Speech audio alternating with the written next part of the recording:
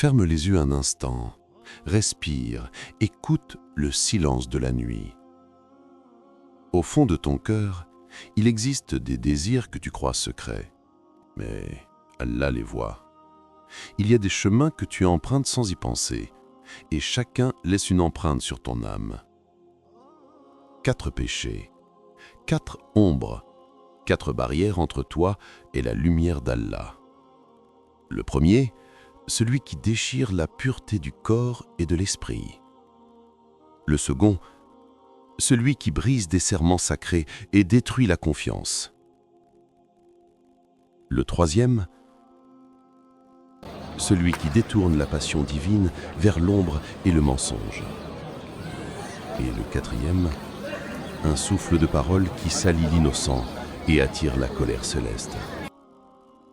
Ose regarder ton miroir intérieur, ose affronter ce que ton âme tente de cacher, car ce que tu ignores peut te détruire, et ce que tu choisis de comprendre peut te sauver.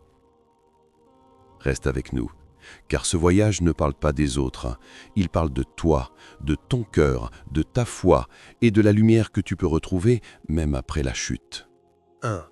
Le miroir de l'âme. Assalamu alaikum wa rahmatullahi wa barakatuh. Ferme les yeux un instant. Respire lentement. Sens le silence autour de toi.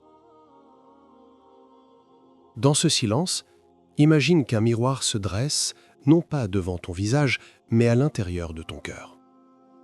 Ce miroir n'a pas de cadre, ni de reflet visible. Il ne montre pas ton apparence, mais ce que tu es devenu. Il reflète tes pensées, tes intentions, tes désirs les plus enfouis et les ombres de tes erreurs. Il reflète aussi ta lumière, celle que parfois tu oublies d'entretenir. Dans ce miroir, Allah te parle sans voix.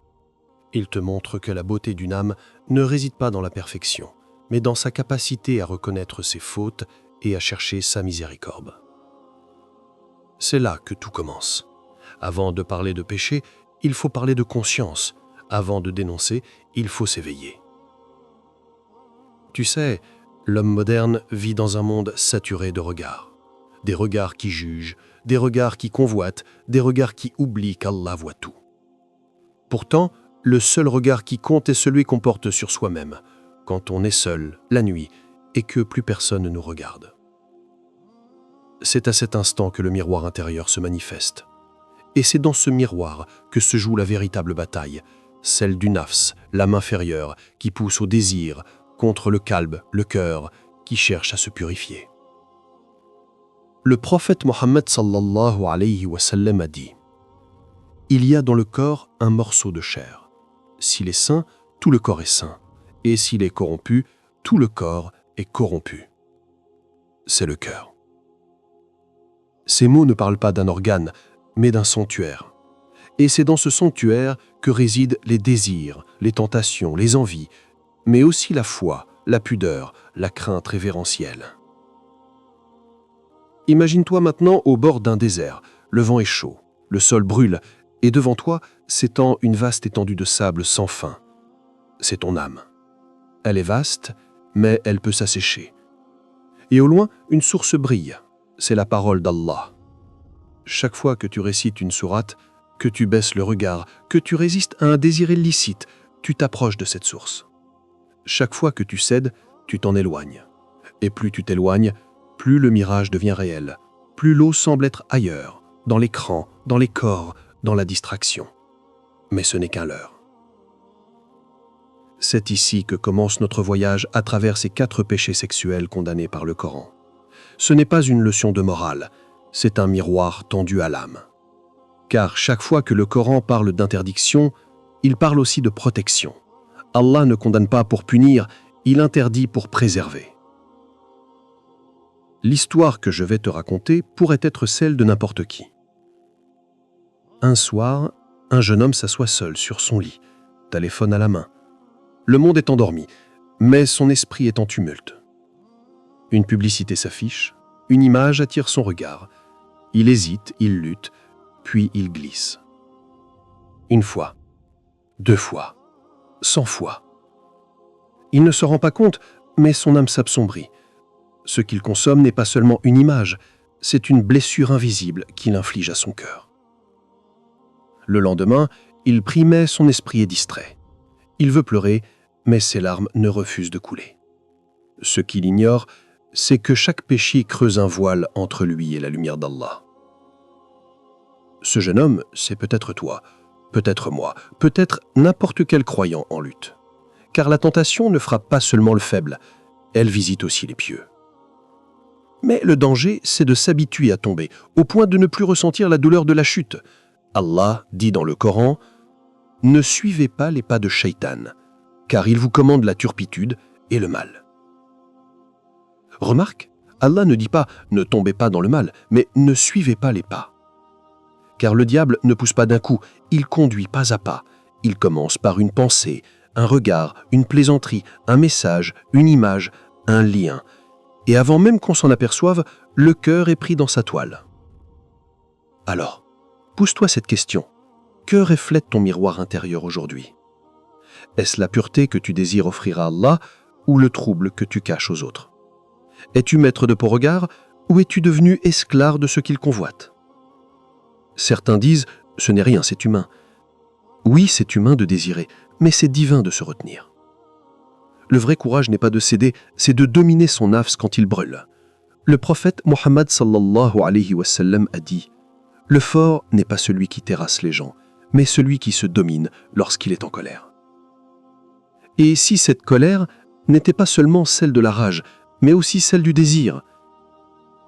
Vois-tu, chaque fois que tu refuses un péché, c'est une victoire invisible dans le monde des cieux. Chaque fois que tu baisses les yeux, un ange t'écrit une bonne action. Chaque fois que tu pleures en secret pour une faute, Allah t'entend et te rapproche de lui. Le miroir de l'âme ne ment jamais. Il montre ce que les autres ne voient pas, les cicatrices de tes combats, les flammes de tes luttes, les prières que tu fais dans l'obscurité.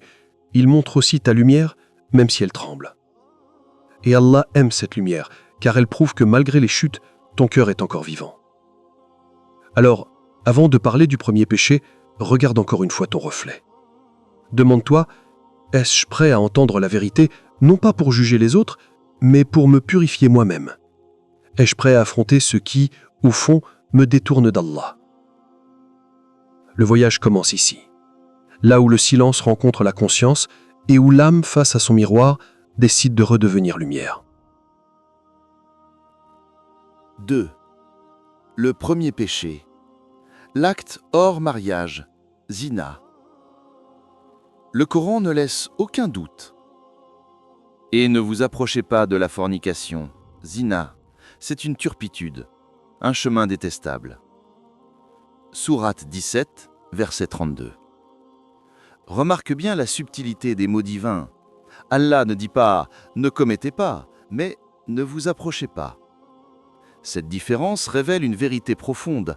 Le péché n'est pas seulement dans l'acte, il est dans le chemin qui y conduit.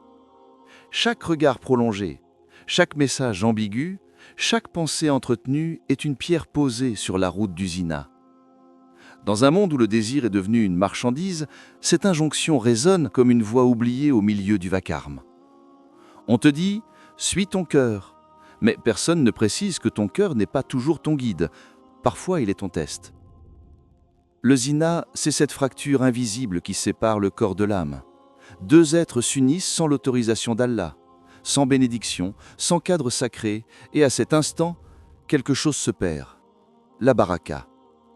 Le plaisir existe, oui, mais la paix s'éteint, car ce que l'on obtient par désobéissance n'apportera jamais la sérénité. L'histoire de Layla. Layla avait 22 ans. Elle priait, elle jeûnait, mais au fond elle se sentait seule. Dans ses invocations, elle demandait à Allah de lui envoyer un époux pieux. Un jour, elle rencontra Sami. Il était attentionné, doux. Il parlait du Coran et disait vouloir se marier un jour. Les semaines passèrent et les messages devinrent plus intimes. Puis un soir, la frontière céda. « C'est juste une fois, pensa-t-elle. Allah est miséricordieux. » Mais la paix s'éloigna. Dans ses prières, elle ressentit un vide, dans son cœur un poids. Les paroles du prophète sallallahu alayhi wa sallam résonnaient. Quand le serviteur commet un péché, un point noir apparaît dans son cœur. Ce n'était pas la honte devant les gens qui la brisaient, mais la honte devant Allah. Elle réalisa que le véritable prix du zina, c'est la distance entre l'âme et son Créateur. Un soir, en larmes, elle tomba en prosternation. « Ya Rabbi, j'ai voulu l'amour et j'ai perdu ta lumière. » Et dans ce cri, il y avait le début du retour. Pourquoi le Coran met en garde? Certains diront « Mais pourquoi l'islam interdit-il les relations hors mariage? Si deux personnes s'aiment sincèrement, quel mal y a-t-il » La réponse est dans la nature même de l'amour. L'amour sans cadre devient passion, et la passion sans discipline devient feu. Allah n'a pas interdit le désir, il l'a orienté. Le mariage, c'est le sanctuaire du désir. C'est un cadre où l'instinct devient adoration, où l'attirance devient bénédiction. Hors de ce cadre, l'instinct devient un piège. On croit posséder, mais on est possédé. Le zina n'est pas seulement un acte physique, c'est une blessure spirituelle qui rend le cœur insensible à la lumière. C'est pourquoi le prophète sallallahu alayhi wa sallam a dit « Aucun fornicateur ne commet le péché de fornication alors qu'il est croyant. Non pas qu'il cesse d'être musulman, mais que sa foi s'éteint l'espace d'un instant, car à ce moment précis, il a préféré le plaisir à la proximité d'Allah. » Les pas du shaitan. Le Coran dit « Ô vous qui croyez, ne suivez pas les pas du shaitan, car quiconque suit ses pas, il commande la turpitude et le mal. » Sourate 24, verset 21. Le diable ne vient jamais en hurlant, il vient en murmurant. Un simple sourire, une conversation, un message. C'est innocent. Puis, on s'apprécie. Puis, on s'aime. Et soudain, on ne prie plus à la même heure. On évite le rappel. On justifie. Shaitan adore les promesses vides. Tu te repentiras plus tard. Ce n'est pas si grave. Mais chaque « plus tard » éloigne le cœur de la lumière. Et le jour où on veut se repentir, on découvre que l'âme s'est habituée à sa propre prison. Les conséquences invisibles. Le zina détruit 3 choses, la pudeur, la confiance et la paix. La pudeur, haya, s'enfuit la première. On commence à trouver normal ce que Allah a rendu honteux. La confiance s'effrite ensuite, car là où il n'y a pas de cadre sacré, il n'y a pas de garantie. Et enfin, la paix disparaît. Même si on rit, même si on danse, il y a ce silence pesant après le plaisir, celui qui rappelle à l'âme qu'elle a trahi sa nature. Un homme disait « J'ai commis le zina il y a 20 ans. Depuis, chaque fois que je prie, je sens encore la trace de ce moment. Le péché laisse une empreinte, mais le repentir sincère peut la transformer en cicatrice lumineuse, témoin de la guérison. Alors, interroge-toi. Quand tu es seul, sans regard sur toi, quelle voix écoutes-tu? Celle du désir ou celle de la foi? Que cherches-tu dans ce corps qui ne t'appartient pas? Un plaisir passager ou une paix éternelle? Et si à cet instant même tu te rappelles une foi t'entienne, ne détourne pas le regard. Ne dis-toi pas que tout est perdu, car c'est ce souvenir-là que ton miroir t'envoie, non pour t'accuser, mais pour t'appeler. 3. Le deuxième péché, l'adultère. Al-zina al-mursan. Ferme les yeux un instant. Imagine 2 mains qui se tiennent, un serment prononcé devant Allah, 2 cœurs unis dans un pacte sacré. Ce lien, c'est le mariage. Ce n'est pas un simple contrat humain, c'est une alliance spirituelle, une confiance offerte sous le regard du Tout-Puissant. Mais que se passe-t-il lorsque cette alliance est trahie? Quand une main cherche une autre main, quand un cœur double son serment? Ce n'est plus seulement un acte, c'est une rupture de lumière. Le prophète, sallallahu alayhi wa sallam, a dit « Lorsque l'homme commet l'adultère, sa foi quitte son cœur comme un vêtement qu'il ôte, et lorsqu'il se repent, la foi revient. » L'adultère, al-zina al-mursan, n'est pas seulement une faute morale.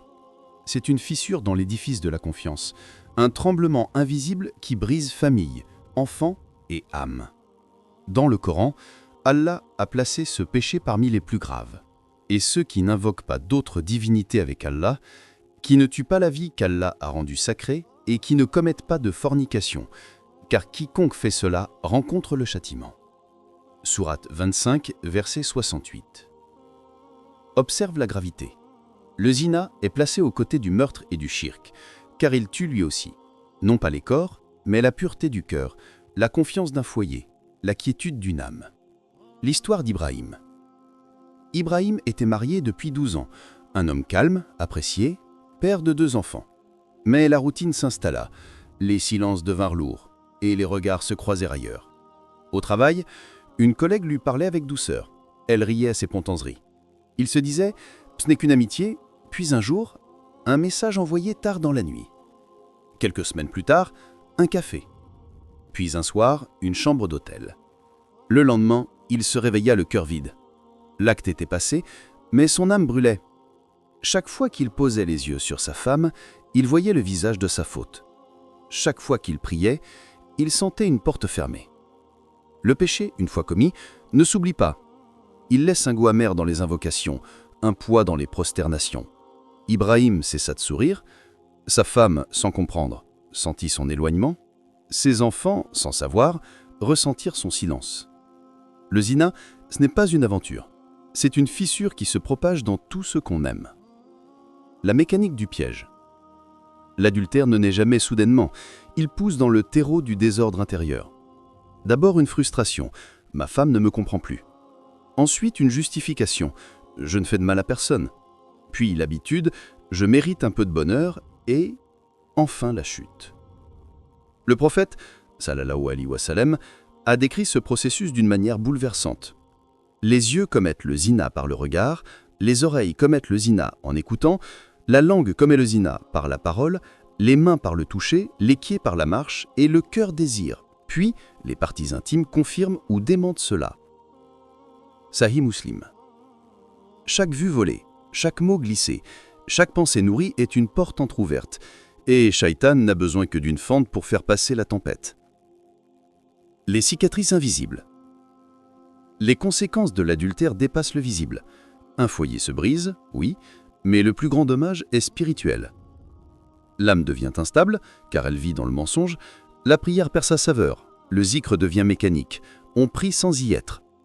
Le cœur, jadis lumineux, se couvre d'un voile, et ce voile s'épaissit chaque fois que la trahison se répète. La femme trahie ressent une douleur que même les mots ne peuvent apaiser. L'homme infidèle porte une monte qu'aucune justification ne peut effacer. Et parfois, ce n'est pas la colère d'Allah qui tombe la première, mais le silence. Ce moment où Allah laisse l'homme seul avec son acte, pour qu'il mesure sa laideur avant de revenir. Le rappel des prophètes. Même les récits anciens portent ce message. Le prophète Youssouf, Joseph, alayhi salam, fut tenté face à une femme d'une grande beauté. Elle ferma les portes, l'appela, et il répondit « Je cherche protection auprès d'Allah » Sourate 12, verset 23.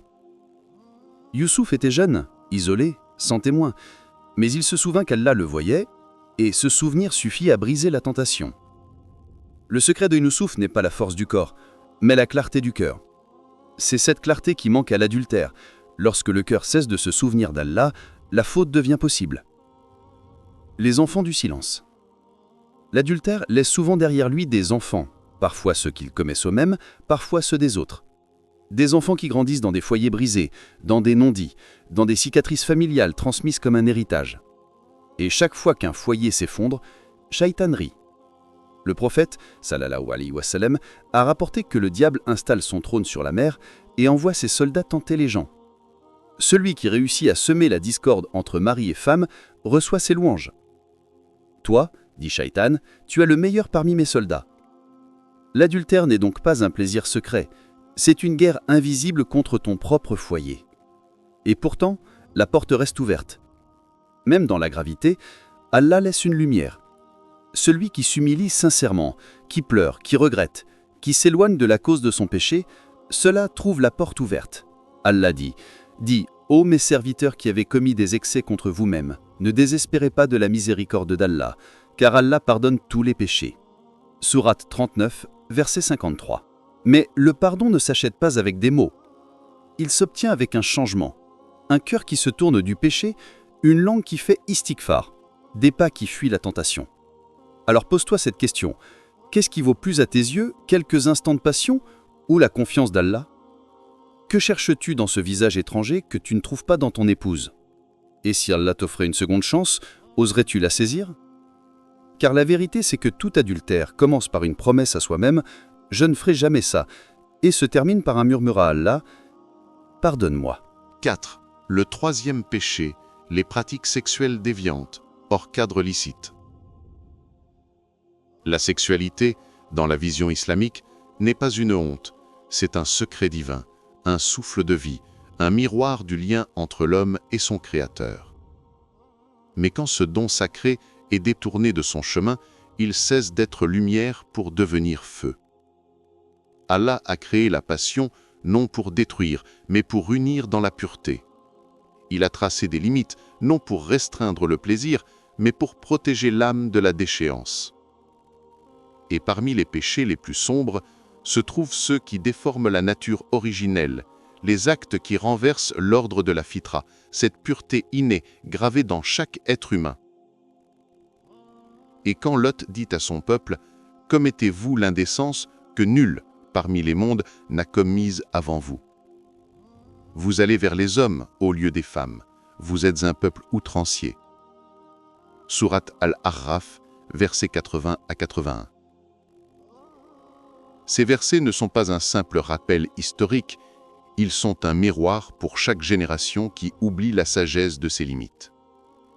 Ambre noire. Le feu du désir sans boussole. L'un des grands mensonges de notre époque est d'avoir fait du désir une divinité. Les réseaux, les écrans, les images, tout invite à la provocation du regard. On nous dit « fais ce qui te plaît, écoute ton corps, suis tes envies ». Mais l'âme, elle, n'a plus de guide. Quand le corps devient roi, le cœur devient esclave. Et dans cette confusion, les repères se perdent. Les relations illicites, la pornographie, la masturbation excessive, les relations entre personnes du même sexe, les pratiques perverses, tout cela éteint petit à petit la lumière du cœur. Chaque fois qu'un homme s'abandonne à ses désirs interdits, un ange s'éloigne, une porte se ferme.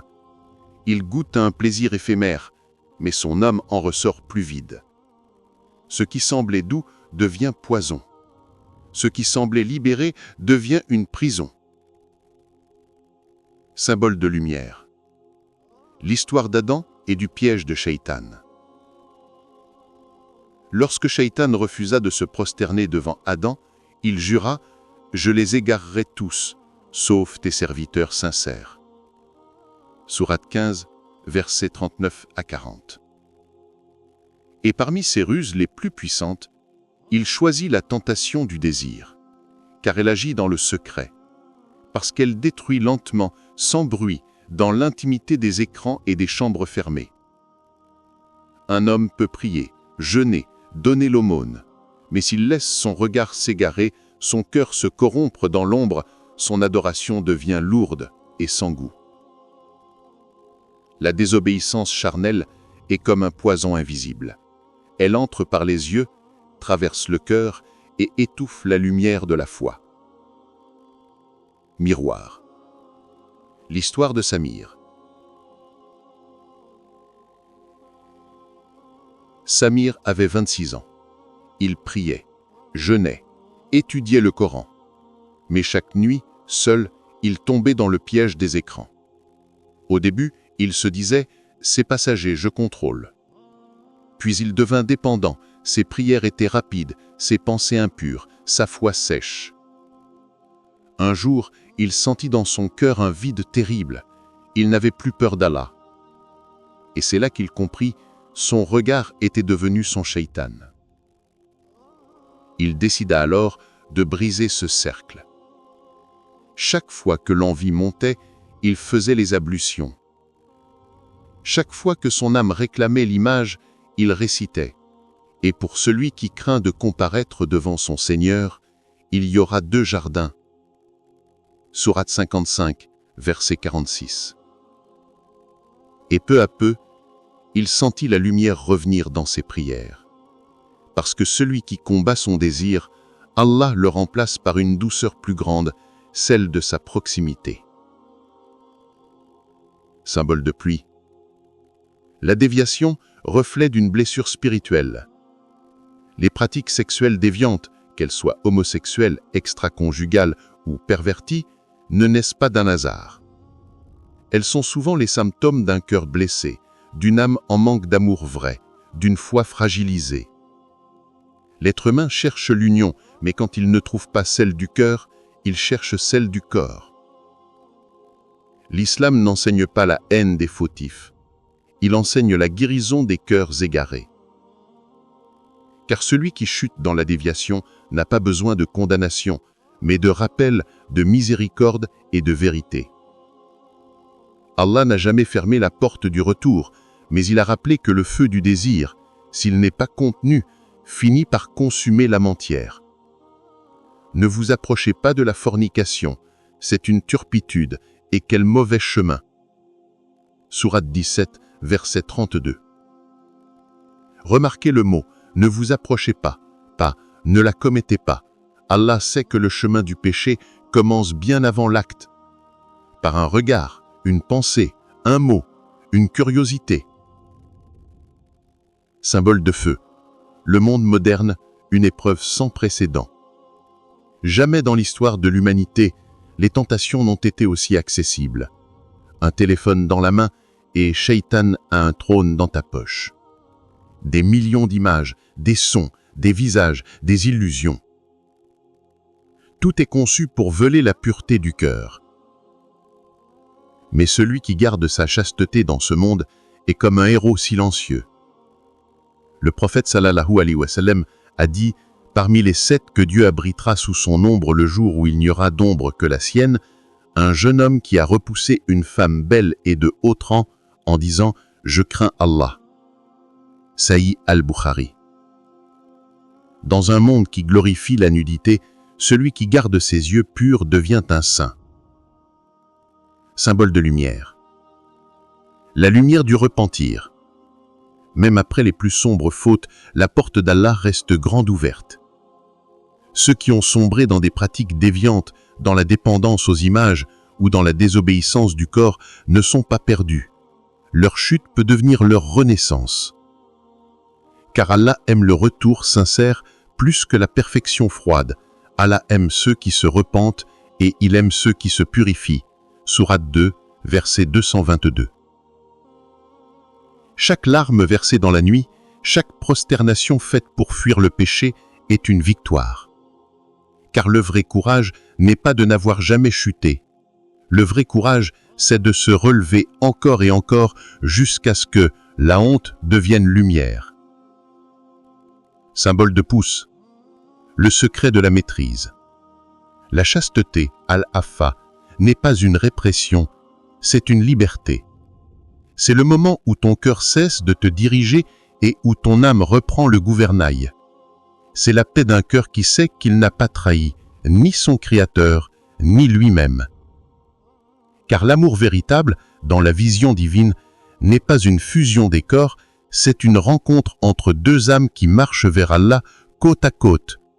C'est cela, le sens profond du désir pur, non pas fuir la solitude, mais chercher la paix dans la lumière du licite. 5. Le 4e péché. L'accusation mensongère d'adultère. Al-Kadf. Il existe des blessures que le temps n'efface pas.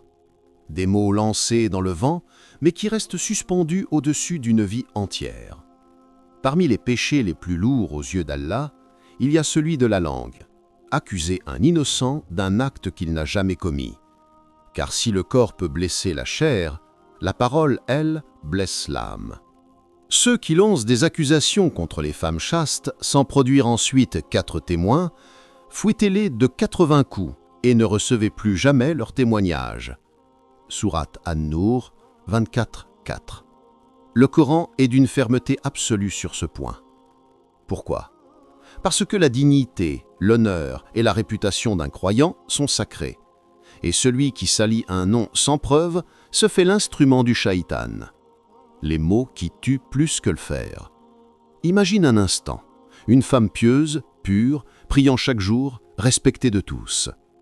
Et soudain, une rumeur s'élève. Une phrase dite à voix basse, une insinuation, un soupçon. Elle ne porte pas de traces, ne laisse pas de sang, mais qui reste suspendue au-dessus d'une vie entière. C'est ainsi que fonctionne le péché du kadf. Il ne frappe pas avec la main, mais avec la langue. Il ne vole pas un bien, mais une réputation. Et souvent, il ne se fonde que sur le plaisir du jugement, sur le goût amer de la curiosité, sur l'arrogance de croire qu'on sait.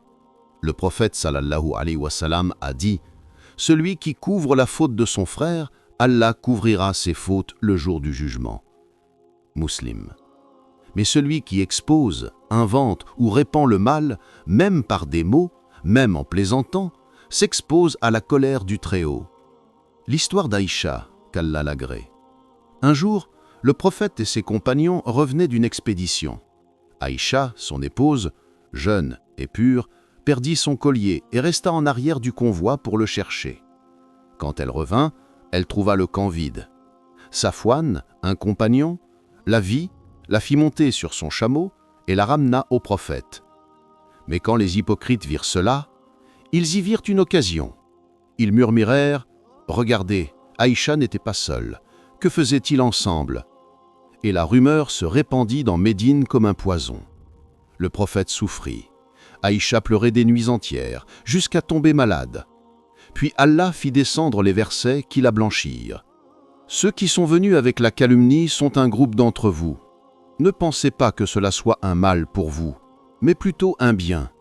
Chacun d'eux portera le péché qu'il s'est acquis, et celui qui s'est chargé de la plus grande part d'entre eux aura un énorme châtiment. » Sourate An-Nur 24-11. Ce récit n'est pas une simple histoire ancienne, c'est une leçon divine. Ceux qui répandent le mal sur les autres seront eux aussi enveloppés de honte le jour où la vérité éclatera. La rumeur, un souffle du shaitan. Chaque époque a ses langues venimeuses. Aujourd'hui, elle s'appelle tweet, commentaire, story. Les doigts ont remplacé la langue, mais le péché reste le même. Un message anonyme, une capture d'écran, une phrase sortie de son contexte et une réputation s'écroule. Combien d'âmes ont pleuré à cause d'une publication? Combien de mariages détruits? Combien de conversions freinées? Combien de jeunes filles salies pour un mot malveillant? Le Coran nous avertit. Lorsque vous colportiez cette calomnie de vos bouches et que vous répétiez de vos langues ce dont vous n'aviez aucune connaissance, pensant que c'était une chose insignifiante, alors que auprès d'Allah, c'était immense. Sourate An-Nur 24-15. Ces mots d'Allah transpercent comme une flèche. Ce que nous trouvons insignifiant, lui, le considère immense. L'histoire de Khaled est la chute d'une parole. Khaled travaillait dans une association islamique. Il était respecté, aimé. Un jour, par jalousie, un collègue insinua qu'il avait une relation avec une bénévole. Ce n'était qu'une phrase dite à la pause du midi, mais la rumeur s'enflamma. En une semaine, Khaled perdit son poste, ses amis, sa dignité. Il continua à venir à la mosquée, mais il marchait tête baissée. Un jour, cet homme qui l'avait accusé tomba gravement malade. Il fit venir Khaled, les larmes aux yeux, et dit « Je voulais juste blesser ton image. Je ne savais pas que j'avais blessé ma propre âme. » Car le mal que l'on répand finit toujours par revenir vers soi. Celui qui salit autrui salit son propre cœur, et celui qui invente un mensonge sur un croyant creuse sa propre tombe. Le châtiment divin est la gravité du péché. Allah n'a pas seulement interdit le kadf, il en a fait un crime. Dans la charia, celui qui accuse sans preuve claire doit recevoir 80 coups de fouet. Mais au-delà de la loi, il y a la justice du ciel.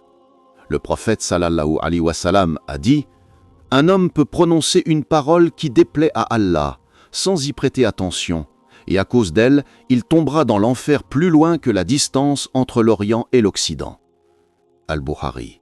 Ce péché est donc plus grave qu'un fatiha, plus destructeur qu'une gifle, parce qu'il touche ce qu'un être humain a de plus précieux, son honneur.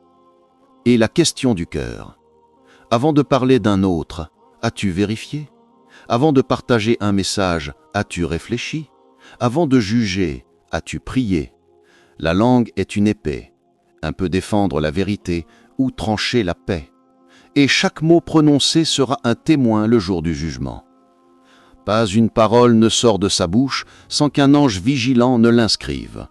Sourate Kaf 18-18. Alors, que veux-tu que tes anges t'écrivent ce soir? Des jugements ou des prières? Des calomnies ou des repentirs? La sagesse cachée, le silence comme adoration. Dans le silence, l'âme se purifie. Dans la retenue, la foi grandit. Car chaque fois que tu retiens une parole mauvaise, tu gagnes une lumière dans ton cœur.